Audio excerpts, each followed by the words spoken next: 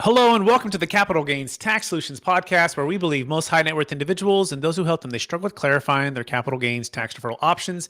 Not having a clear plan is the enemy, and using a proven tax deferral strategy such as the Deferred Sales Trust is the best way for you to exit highly appreciated public or private stocks, cryptocurrency, businesses, save a failed 1031 exchange, so you can defer millions of dollars of capital gains tax, and so you can create and preserve more wealth.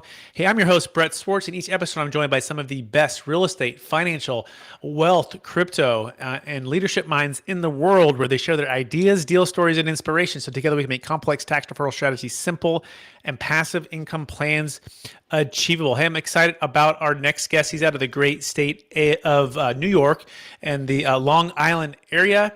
And he is focused on helping his clients create and preserve more wealth through financial services and sound, personalized, customized financial advice. And he's originally from the Bronx, and he's here to talk about all things truth about inflation, what you need to know, as well as some things that you can take right now, practical steps. Please welcome to the show with me, Rich Kasparian. Rich, how you doing? Great, Brett. Great to be with you.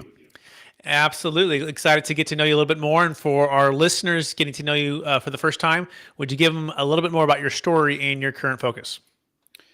Yeah, sure. Rich Kasparian, our company is Garden City Financial Group. I've been in the industry many years. And my goal pretty much, and our goal at Garden City Financial Group, is not only about looking at upside, because everyone always talks about upsides in the market, but how do you preserve, your wealth going forward, especially in tumultuous times. It's kind of like what we're in right now. Oh, perfect. Thank you so much for that. Rich, I believe we've all been given certain gifts in this life, and the gifts have been given just to be a blessing and help to others. So I want you to go back perhaps to your younger days in the Bronx, right? Maybe it's the high school days, maybe it's the college days. And I want you to think about maybe one or two gifts you've been given. Some people call them strengths, some people call them superpowers. And what are those gifts, and how does that help how you help and bless people today? I would say my father was very entrepreneurial. He had a brain that just always kind of kept going, and he was always looking at ideas and thinking about ideas. And I think that sort of takeaway going forward, he had owned some businesses, put me on sort of that trajectory. And I knew coming out of college that down the line, I was going to own my own business. When I got into the financial services industry, initially you're working for people, you're working for big companies, and sometimes you see an opportunity where you could progress going forward, help your clients, and lo and behold, 12 years later, we're in business that long, and that's how it all happened. But I would say, again, that was the starting point. My dad's sort of entrepreneurial spirit, which came down to me. Fantastic. That's a great spirit to have from a father. I had a similar entrepreneur dad who helped inspire me to own my own business and do things the way that could have unlimited upside, right? And be able to serve and use your gifts at the highest level. So that's really cool. So having the entrepreneur mindset, looking at things in a different way. And that's a great segue to the episode, which is Truth About Inflation, what you need to know. And by the way, you can learn more about Rich Kasparian by going to GardenCityFinancialGroup.com. That's GardenCityFinancialGroup.com. But let's dive right into the episode here, Rich. What's the number one secret to understanding the truth about inflation? Well, the one secret is, when we talk about CPI or the consumer price index, that people really should understand is inflation high now? Absolutely. We go to the store, we go to the gas pump. Supply and demand is a major problem. But one thing that people don't understand is the calculations and how they arrive at CPI or inflation are basically phony numbers. So for instance, if you looked at inflation over the last several years, it always have seemed to be in that 2.5% range, 2% range. It always sort of hovered in those areas. And a lot of people would ask me, well, how could that be possible? How does that happen? Well, the way it happens is the components of the calculation. If there's a disparity that's big, they just take it out. So, for example, years ago, everyone probably remembers there was a scare in the mad cow disease. So beef had shot up like 25%. Well, guess what was no longer a component in the CPI? Beef. It gets replaced by something else. So the first thing that people need to know is that the number is not completely real. It's a contrived number that's put together. So, let's say now they're saying it's around 7%, give or take, depending on what you're looking at. It's probably higher. Gas is a great indicator of that. And many times we've had these big surges in gas, over the past, say, 15 years. But inflation is 2.5%. Well, how could that be possible? So people first need to understand that the components and how it's sort of contrived is not what it really is. That makes a lot of sense. Yeah, yeah. that's really interesting. So just understanding the true nature of what inflation is, it's not just the 2 to 3%, it's much higher. What do you think the true inflation is? I mean, I've heard double digits, right? Well, what are you seeing? What do you feel like what it was in 2021? Well, if you look at, I guess it was 1980 or 81. I think the inflation then was around 12%, give or take. We also had interest rates, I think, in that time almost 20%, which people can't even imagine those numbers at these points.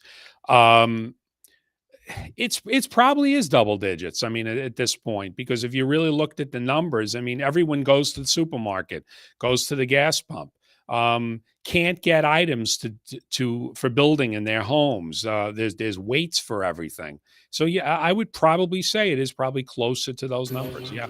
Got it. And so, what can people do about it? Like what would you say is the number one secret for people to fight against inflation or to combat it? Well, I mean, at the end of the day, you either need to make more, get a raise to keep up with the inflation, which is not always the case, generate more income. Pricing, there's really not much we can do about. So certainly shortages we can't do much about. The only thing I would say that you can do is you want to try to, in these sort of rocky times, you want to try to be careful with your investments. We often talk about how much did you make in the market when the market was up, or but we never hear the stories about how much things came down, or did you really protect those portfolios or the investments that you had, or that 401k at work? Are you all invested in that one fund that says growth? So I think the one thing you can do is at least what you have either put away for the future, you want to at least make sure that doesn't erode. So hopefully if we could sort of normalize where we are in the economy, then I think going forward, you'll be in a better position. Yeah, that makes a whole lot of sense. And increasing your income is one way to do it. The other thing to do would be to net more or defer more tax or eliminate more tax. So what are some of the best strategies that you found for folks that are trying to build wealth and to defer tax? Yeah, so there are a lot of investments. Obviously, any kind of retirement account, IRAs are always good because they are deferring your taxes. Remember, if you have a 401k at work, money is coming out of your check pre-tax. If you invest in an IRA, you're a business, you have a simple IRA, you have a SEP IRA. Again, there's great tax benefits of those. But on top of that, customers will often look for ways to, how can we invest and get more tax deferral? And one way you can get tax deferral is by investing in tax deferred programs. They would give you the upside of the market or potentially a better interest rate than the bank. But at the end of the day, you're protecting the tax portion of it. And a lot of studies have basically showed that if you could tax defer income versus, say, getting that little 1099 every year from a mutual fund or something of that nature, is in the long run, you're ahead of the game. Yeah, that makes sense. We really like real estate, right? Because you can depreciate assets, Yep. and then on an accelerated basis, as well as potentially even offset your income based upon bonus depreciation. And if your spouse can be considered a real estate professional, so this is kind of some extra neat stuff there that you can do. What about deferring taxes? I'm curious. What's the biggest frustration when it comes to your clients who are exiting, businesses or real estate, or maybe even the 1031 exchange? What's the biggest frustration when it comes to capital gains tax deferral that you've seen over the years?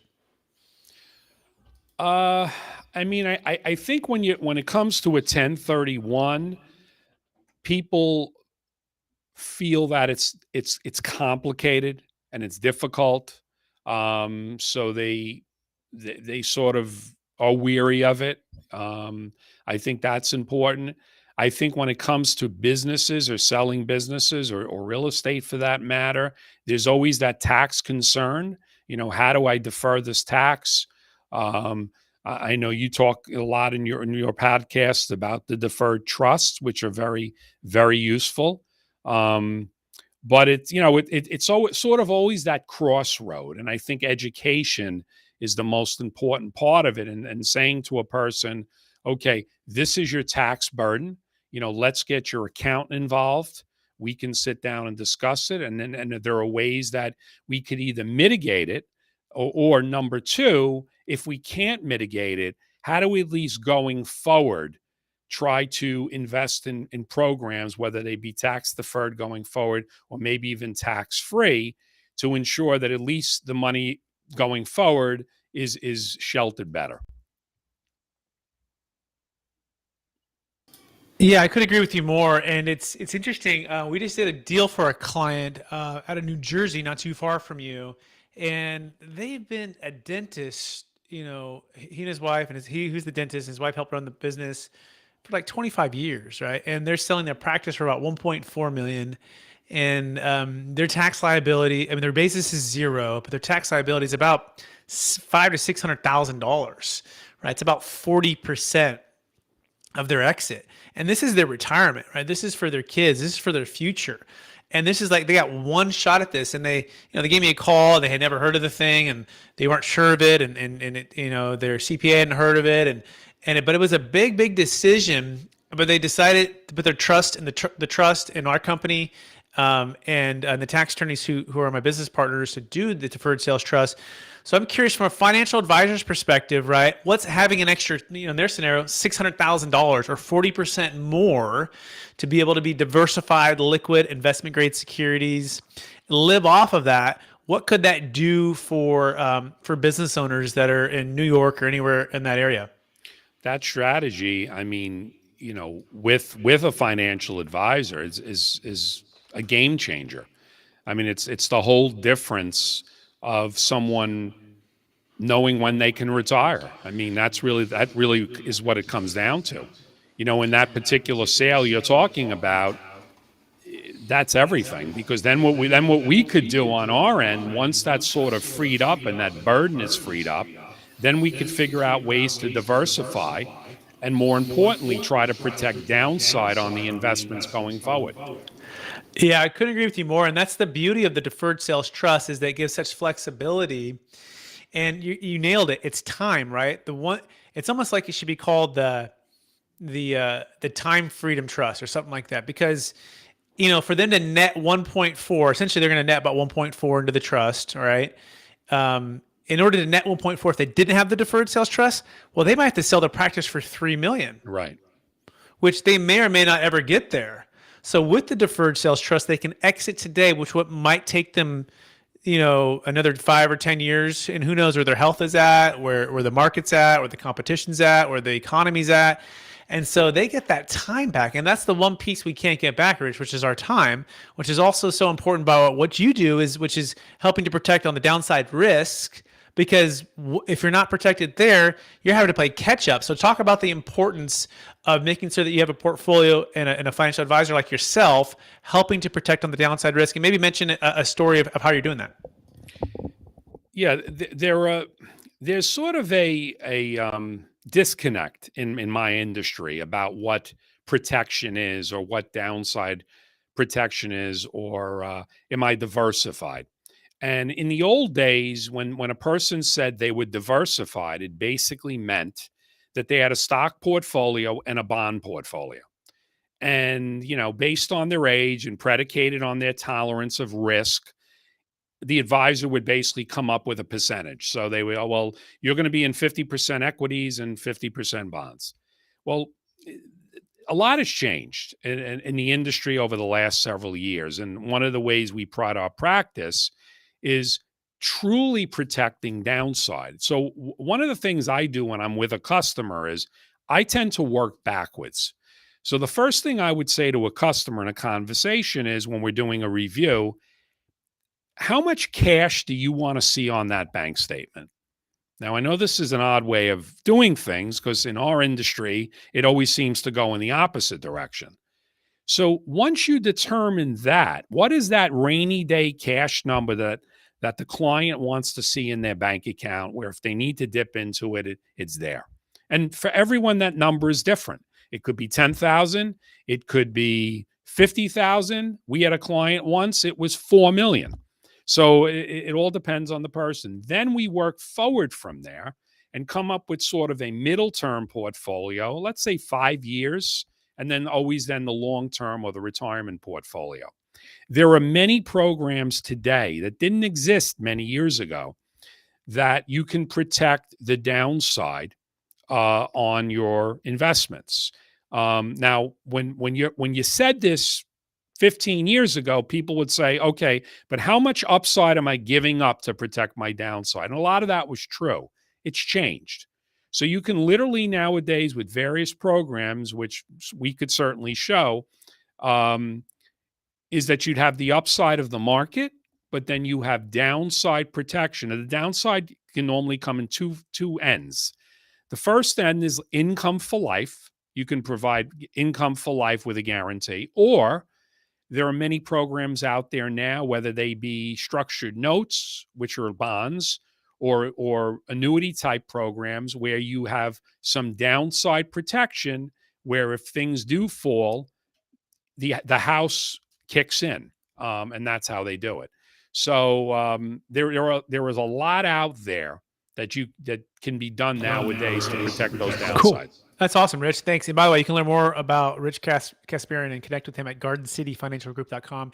That's GardenCityFinancialGroup.com. And for those who want to learn more about the Deferred Sales Trust and how to exit highly appreciated businesses or real estate, cryptocurrency, and defer capital gains tax, you can go to capitalgainstaxsolutions.com. Our minimum size deal is $1 million net proceeds, $1 million gain. So it's got to be big enough to make sense for the deal. But you can go to capitalgainstaxsolutions.com to learn more about that. That being said, Rich, we're running out of time. Are you ready for the lightning round? Absolutely.